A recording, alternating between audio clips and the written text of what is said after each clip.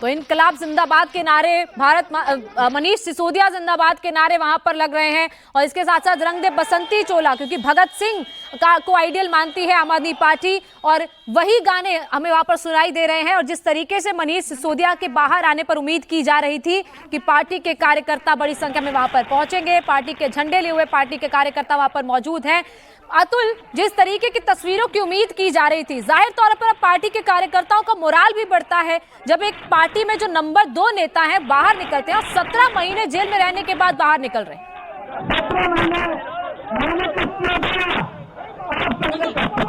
देखिए, जिस तरीके से आज सुप्रीम कोर्ट में इस पूरे मामले की सुनवाई हुई थी, क्योंकि आज सुप्रीम कोर्ट ने इस पूरे मामले में आदेश सुनाना था, और हमने देखा कि 10:30 बजे ही सुप्रीम कोर्ट की जो बेंच है वो इस पूरे मामले के अंदर बैठ जाती है।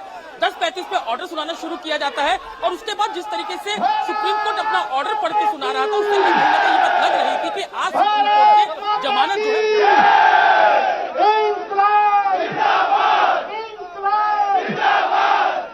बहुत बहुत सबको नमस्कार।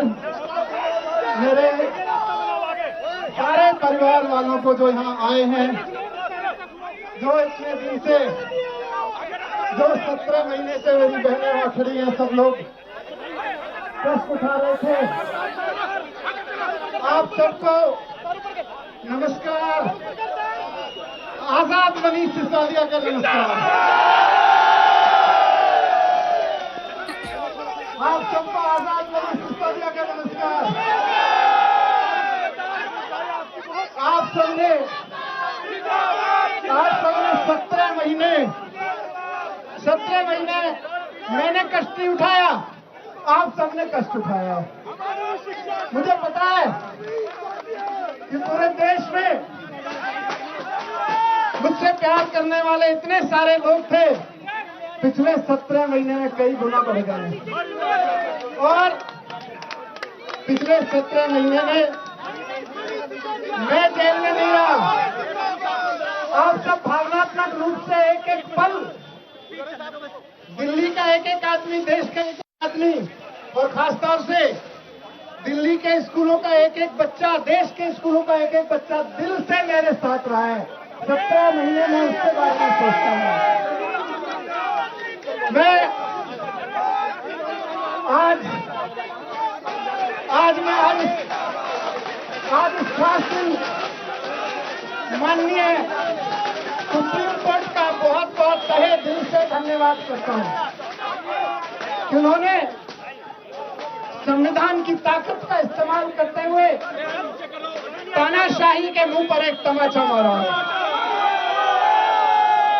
आज मेरा रोम रोम, जब से ऑर्डर आया है सुबह से, मेरा रोम रोम बाबा साहब के प्रति ऋणी हो रहा है।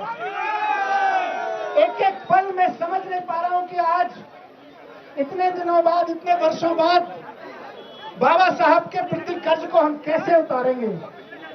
उस वक्त उन्होंने तय कर लिया था कि आने वाले समय में अगर कोई तानाशाही सरकार आके निर्दोष लोगों को जेल में डालेगी तो संविधान उसको बचाएगा।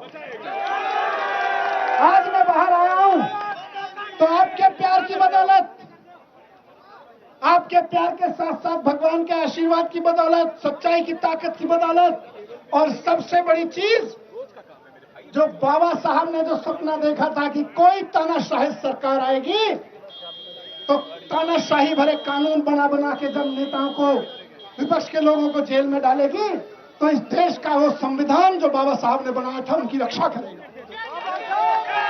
एक आम आदमी जो तानाशाही के खिलाफ बोलेगा, तानाशाही के खिलाफ बोलने वालों को अगर सरकार जबरदस्ती जेल में डालेगी तो संविधान बचाएगा, तो संविधान बचाएगा। आज मैं बाबा साहब का और इस देश के संविधान के एक एक शब्द का ऋणी हूं, और अब मेरा पूरा जीवन बाबा साहब का और संविधान का ऋणी है। आज उस संविधान की ताकत से, सच्चाई की ताकत से मुझे बेनी है। मैं आपको यकीन दिलाता हूं, इसी संविधान की ताकत से हमारे प्यारे नेता अरविंद केजरीवाल जी भी बाहर आएंगे।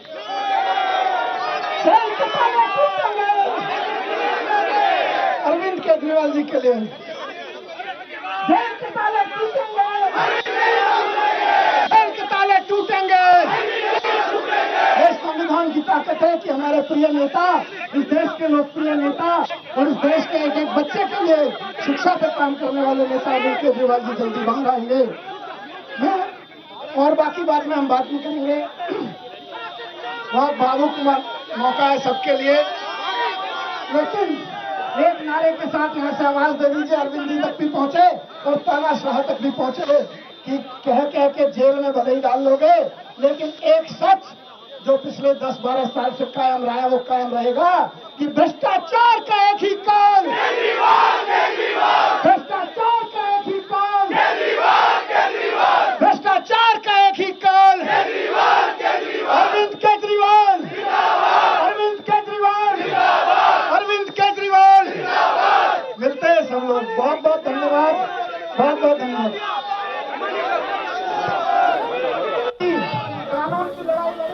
तो मनीष सिसोदिया को आपने सुना, जिन्होंने जेल से बाहर निकलते ही कार्यकर्ताओं को संबोधित किया, कई बड़ी बातें उन्होंने कही, तानाशाही की बात की और साथ ही ये भी नारा लगा दिया कि जेल के ताले टूटेंगे, अरविंद केजरीवाल छूटेंगे। क्योंकि जिस तिहाड़ जेल के बाहर मनीष सिसोदिया इस वक्त कार्यकर्ताओं को संबोधित कर रहे थे, वो उसी तिहाड़ जेल में अभी अरविंद केजरीवाल बंद है। वो कुछ दिन के लिए बाहर भी निकले थे, लेकिन अभी भी वो सीबीआई के मामले में तिहाड़ जेल में बंद है। कब जमानत मिलेगी, कब छूटेंगे, ये तो अभी वक्त ही बताएगा। लेकिन फिलहाल मनीष सिसोदिया को दोनों मामलों में, यानी कि सीबीआई और ईडी दोनों केसेस में जमानत मिल गई है।